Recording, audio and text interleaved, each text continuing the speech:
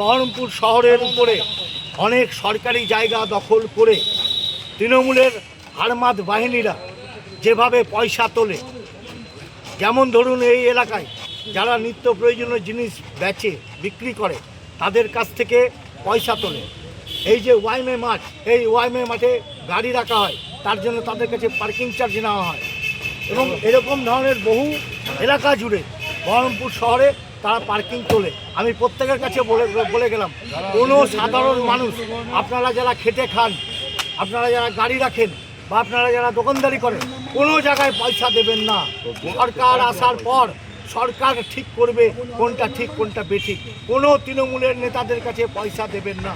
যদি দেন তাহলে কিন্তু এরপরে আমরা ব্যবস্থা নিতে পারতাম। গঙ্গার ধারেও অনেক জায়গাতে এইভাবে, গঙ্গার ধারেও তাই। পুরো গঙ্গার ধারটাকে নষ্ট করে দেওয়া হয়েছে। অত্রতত্র যত্র সমস্ত জায়গায় দোকান বসিয়ে দিয়ে তার কাছ থেকে তোলা হয়, তৃণমূলের লোকরা টাকা তোলে।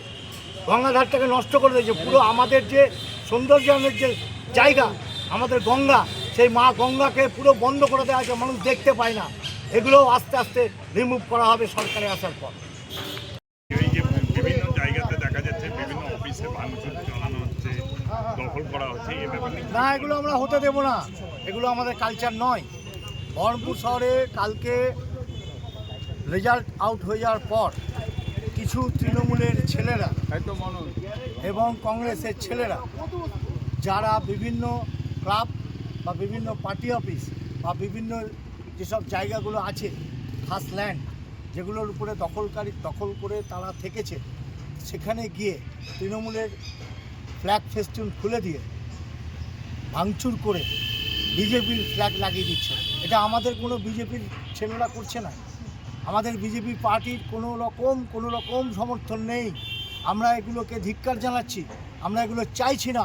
বহরমপুর শহরে কোথায় যদি এই জিনিস ঘটে, সেগুলো আমরা গিয়ে আবার উন্মুক্ত করে দেব।